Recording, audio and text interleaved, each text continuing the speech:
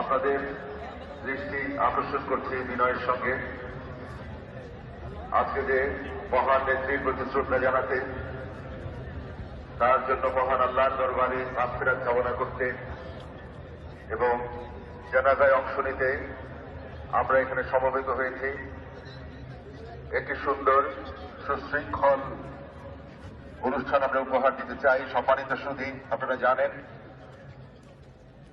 দেশ বিদেশের অনেক গণ্যমান্য ব্যক্তিবর্গ আজকে এখানে আসবেন এবং আপনাদের মতো ত্যাগী জনতা যারা এই মহান নেত্রীর প্রতি শ্রদ্ধা জানাতে এখানে এসেছেন, আমাদের সবার সম্মিলিত প্রয়াসে আজকে আমরা মহান আল্লাহর দরবারে তার মাগফিরাত কামনা করব। সেজন্য একটি সুশৃঙ্খল পরিবেশ একান্ত চিত্তে আপনাদের সহযোগিতার জন্য আমরা কামনা করছি।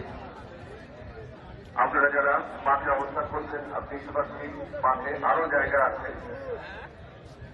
পূর্ব দিকে আরো জায়গা আছে। আপনাদেরকে বিভিন্নভাবে বলছি আপনারা পূর্ব দিকে চলে যান এবং সারিবদ্ধভাবে সেখানে অবস্থান করুন। উত্তর দিকে যাবেন না, শুধু মাঠেই অবস্থান করবেন।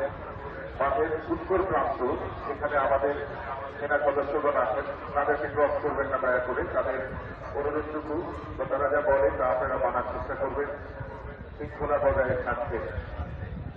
মাঠ বিস্তীর্ণ, আপনারা মাঠ পূর্ণ করুন। মাঠ পূর্ণ করার পরে